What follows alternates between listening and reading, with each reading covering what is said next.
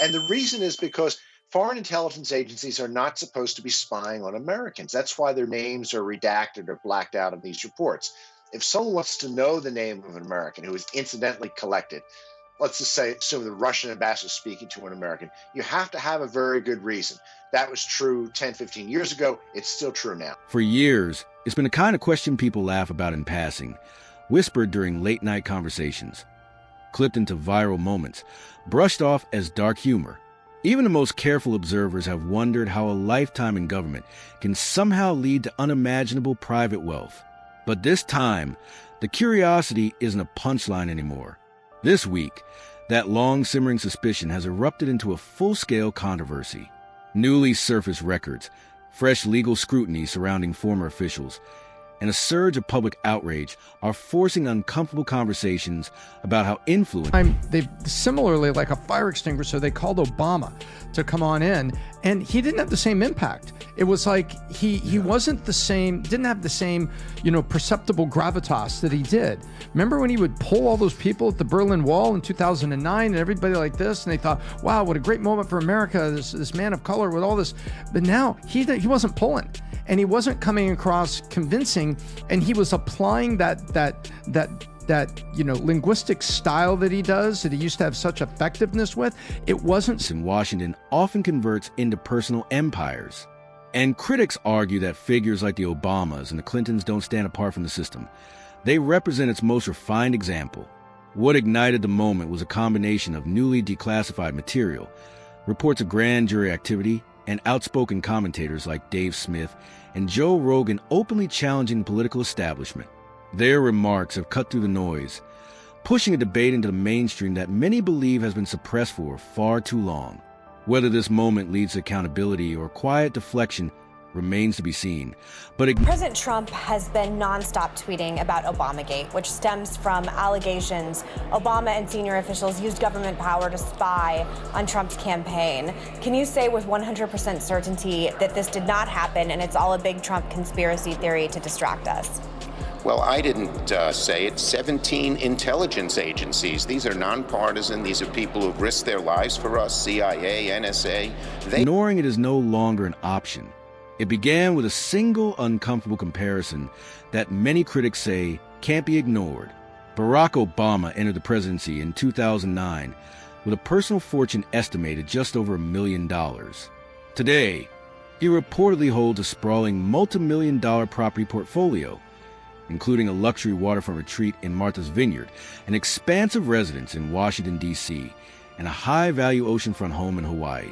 At the same... What do you tell them about this insanely corrupt system that's supposed to be the controlling operating system of this greatest country the world has ever known, this experiment in self-government, and it's just deeply corrupt? It is. And so what we do is we go back and talk about all those sacrifices that were made so we can have these options and opportunities, in the hopes that our kids take a pause and actually become part of the solution and respect. Same time, his post-presidency foundation has attracted massive donations from corporate interests that benefited during his administration. To skeptics, the overlap raises questions that go far beyond coincidence. The Clintons present a similar puzzle. When Bill and Hillary Clinton left the White House in 2001, they were publicly burdened with legal expenses and relatively modest assets. Yet over following years, their wealth reportedly ballooned past the $200 million mark, driven largely by speaking engagements commanding fees more... Obama! There was a guy at the Trump rally that said that Puerto Rico's a pile of garbage. Those are human beings. Like, was that guy maybe telling a joke? Yeah. What do you think? Is he telling a joke? You know what jokes are? You're my age. You know what jokes are? What are we doing? Come on, bro. Like what are we doing? Commonly associated with top corporate executives. Critics argue that the numbers and the speed at which they grew simply don't align with conventional explanations. What changed this week is not the existence of suspicion, but its scale. What once circulated quietly in political backchannels has now erupted into open accusation, fueled by newly surfaced material that some claim points to something far more serious than personal enrichment. According to those claims, the turning point came on July 23rd, 2025. And now we had 53 requests between the election day and January 12, 2017 by 39 Obama officials, all for General Flynn's name, and they're saying nothing to see here. When Director of National Intelligence Tulsi Gabbard addressed reporters from the White House briefing room, she announced the release of a declassified intelligence report that she said exposed deliberate manipulation at the highest levels of government.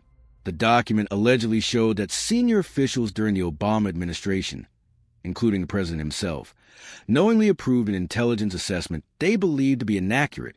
The claim centers on the 2016 election, alleging that intelligence findings regarding Russian interference were intentionally shaped to weaken Donald Trump before his presidency even began.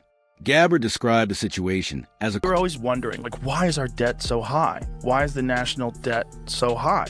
Why is our deficit so insane? Well, this is it. I mean, how about the one where they paid $236 billion, for chargers?